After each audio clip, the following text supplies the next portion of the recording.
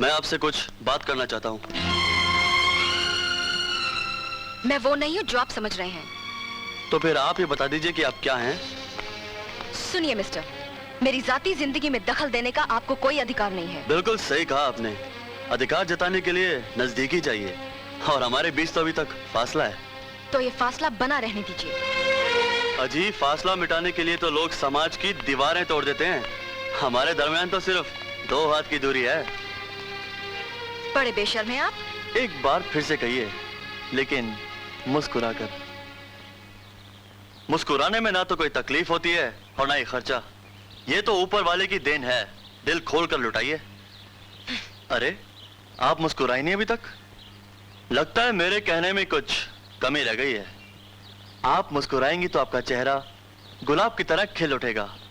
चारों तरफ खुशबू ही खुशबू फैल जाएगी। पंछी चहचहा उठेंगे, बादल झूम जाएंगे, और ये दिल इन कदमों पर निछावर हो जाएगा। अरे वाह, क्या मुस्कुराई हैं आप। अजी सुनिए तो, कहाँ चलिए आप? अगर कोई हाथ दे तो बाजू नहीं पकड़ लेते मिस्टर। अरे, आपने मुझे पहचाना नहीं? उस दिन मैं आपके कोठे पर आया था। मेरा कोठे पर नाचना सिर्फ एक हादसा था। मेहरबानी करके उसे मेरी जिंदगी का हिस्सा मत बनाइए। जानता हूँ, आपका वहां नाचना कोई मजबूरी थी। हैरान मत होइए, कल रात मैं वहां गया था और मालूम पड़ा कि आप सिर्फ एक रात की मेहमान थी। और न जाने क्यों उस दिन से मैं आपको दोस्त बनाना चाहता हूँ। दोस्त? जी हाँ, मेरा नाम वीरेंद्र कुमार है। दोस्त दुश्मन सब वीरू के नाम से पुकारते हैं। और जो ना दोस्त हो और ना दुश्मन? वो कोई अच्छा सा रख लें अपने दीवाने का नाम।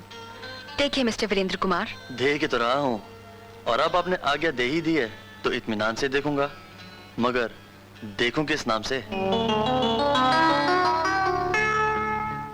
मेरा नाम मंजू है।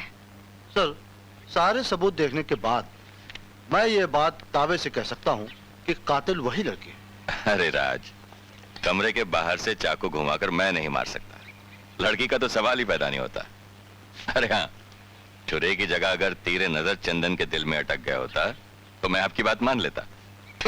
मगर सर, कार पर जो फिंगरप्रिंट्स मिले हैं वही फिंगरप्रिंट्स दरवाजे के हैंडल पर भी मिले हैं।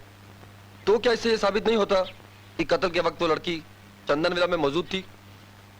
ये तो साबित होता है कि वो चंदन विला में थी, मगर ये साबित नहीं होता कि कत्ल के वक्त वो मौजूद थी। चलिए, थोड़ी देर के लिए ये मान लेते हैं कि कत्ल उस लड़की ने ही किया, मगर सवाल ये पैदा होता है कि उसने मारा क्यों? Revenge sir, revenge. काहे का रिवेंज भाई? अभी तो ये बताना मुश्किल है, लेकिन अगर ये कत्ल पैसों के लिए नहीं हुआ तो फिर सिर्फ रिवेंज ही बचता है। 10 लाख छोड़ जाने का मतलब ये भी निकलता है कि बात 10 लाख से बहुत ज्यादा की थी, और कत्ल करने वाली या कत्ल करने वाला ये रुपए इसलिए छोड़ गया है कि आप ये समझें कि कत्ल पैसों के लिए नहीं हुआ।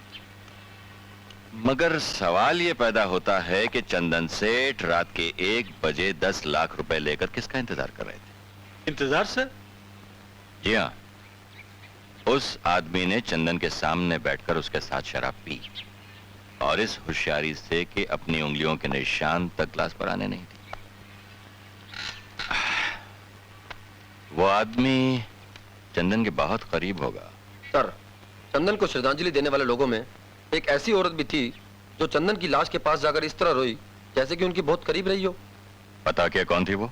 वहां से निकल पाना मुमकिन नहीं था सर, क्योंकि वीरू भी वहां मौजूद था। ये औरत तो नहीं थी?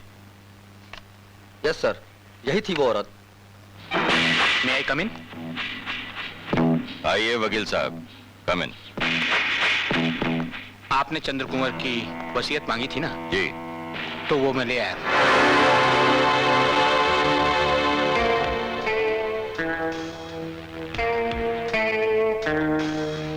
बड़े गौर से देख रहे हैं आप तस्वीर को? बैठिए ना। शुक्रिया।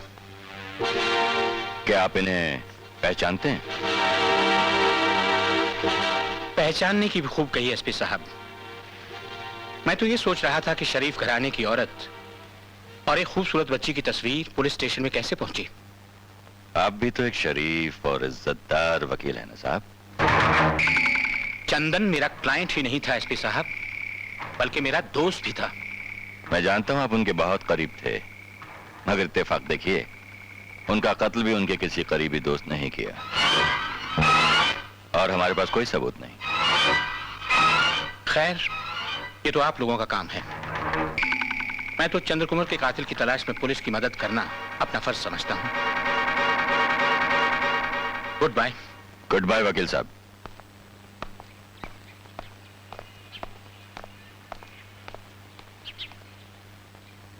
लेकिन सर, अचानक ये वकील साहब का मूड क्यों खराब हो गया? जिगरी दोस्त का खून हो जाए तो जाहिर है उसका जिक्र आते ही मूड खराब तो होगा ही। खैर, सोचना यह है कि वीरू के हाथ इस तस्वीर की नेगेटिव कैसे लगी, और वो भी उस कत्ल की रात। तू नहीं समझेगा यार। खूब समझता हूँ यार।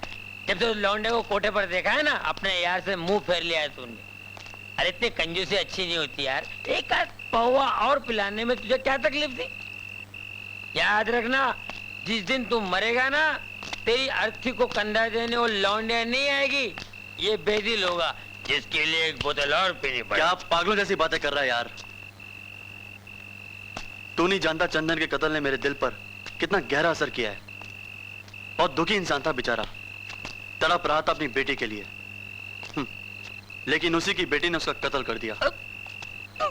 बड़री, कुनीली, किल्लीरी, लेकिन यार एक बेटी अपने बाप का कत्ल कैसे कर सकती है?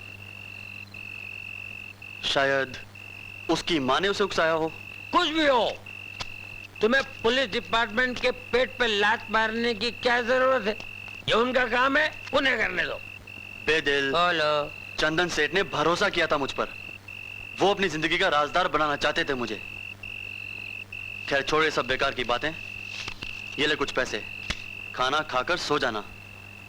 मुझे अभी उस लड़की के बारे में बहुत कुछ जानना है। मुझे भी इसके बारे में बहुत कुछ जानना है। तुझे जानना है, मुझे जानना है। ओके फू।